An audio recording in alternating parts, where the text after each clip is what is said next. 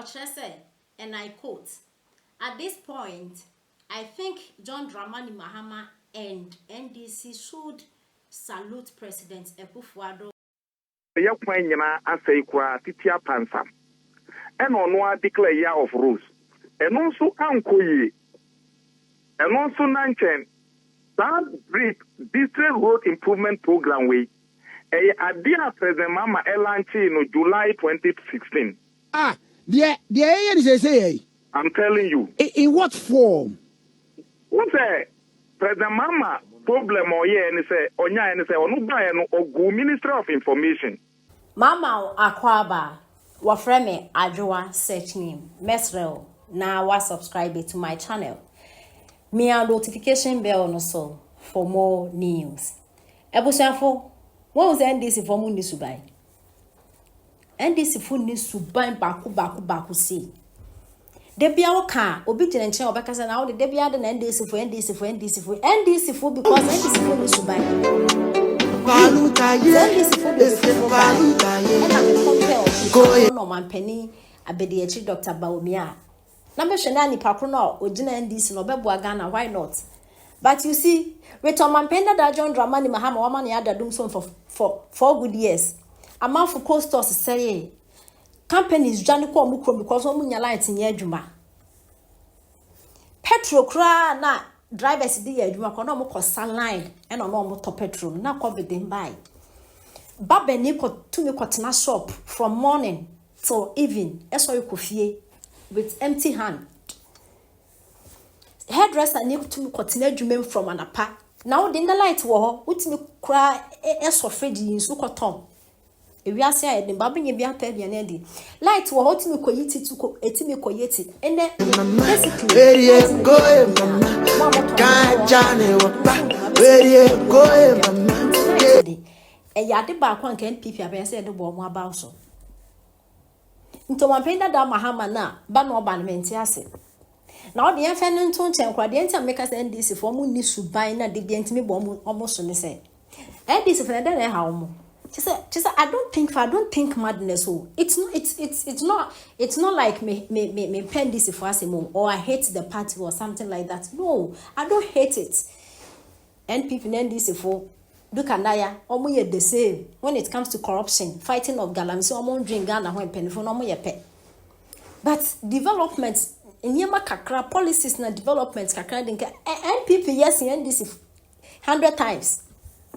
Nienti a make kasa bebrebe nyina ne se NDC for dem ha mo. Inti munim se Ghana card ya de papa. Munim se national health insurance ya de papa. Munim se machines ya de papa. Munim se akwanye. E na ya mo bebu o man na mo ye no tro cancer no. Ghanaians are not asking much from politicians. Where you are the politicians, no Ghanaians, we are not asking much from you people. The every Sunday say, ya kwan be ye, send ye be nam so ye be kwa bas in the dream. Though accidents have found is in the funny free drivers, because you overtaking, ukokano mudi watem. But aside then no, 50% ye driver na 50% so ya kwan no. It is ye be ya kwan papa, ne ye kwani ye be bas in the ye fine. Ye be enough hospitals say ye, wo ya lea.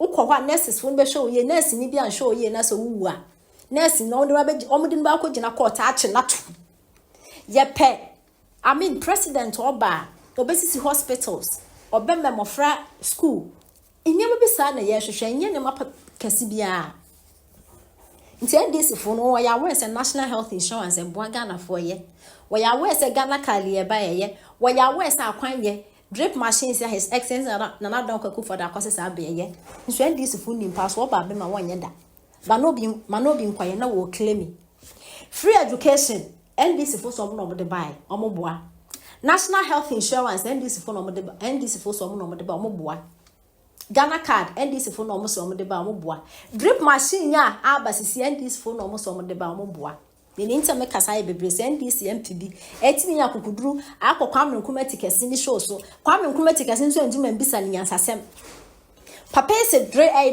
drip machine se metre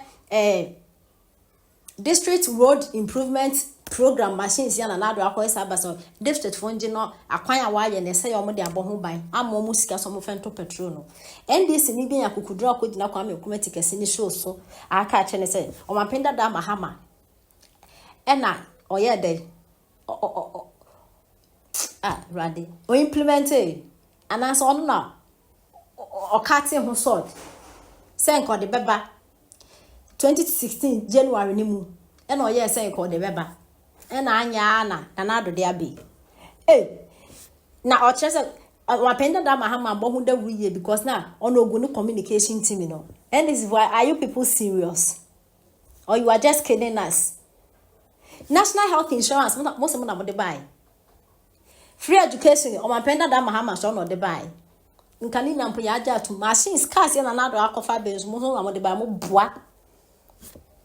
boa na ensem we ekoso na Ghana fubi e de o reply by na reply we na ye me de o kire say at this point I think John Dramani Mahama and NDC should salute President Akuffo and Bawumia's government and accept he is the most useless president ever in Ghana. Ghana ni ti asema NDC ni ike na ose at this point the NDC fuji to this one penda da Mahama was the most Omampenda da Mahama is the most useless president Ghana has ever had because munim say nyama pa we na ye na mo anye na Addo ya ye na de buy na Addo ya ye na de buy NPP ya ye na de buy there and na we feel as political party in some way and Ghana ni so e de emma MP no as reply. If the normal be pray wa President Mama Eka Minister of Information any Minister of Communication boom. And this are no mark a second, na all ye no bia no obo the Roma Ghana 40. And that was our problem. In the district road improvement program we President Mama Elanchi sa machines and equipment graders way in July 2016. But one more the road is in the year we and 6 years later 6 months later, you lose election. In this graders, any caterpillars, any woman, ye planning or Jaima, Nana Akuffo. In Akuffo, ni Bawumia baby idea, no, sa graders, ni caterpillars, ni, Sanoma, Yedicoma, assembly, say, ye find important quino. Kwame assemblies ni baby, Antimia, so, ye. Ni senti 2023 graders any machines or medical 4 years on I say yakwan nyina asai kwa titia pansam and on declare year of rules and also ankoye and also nanchen that brief district road improvement program way idea President Mama Elanchi in July 2016 I'm telling you In what form? What's that? President Mama problem or yeah and say onya and say onu buy no ogu Minister of Information.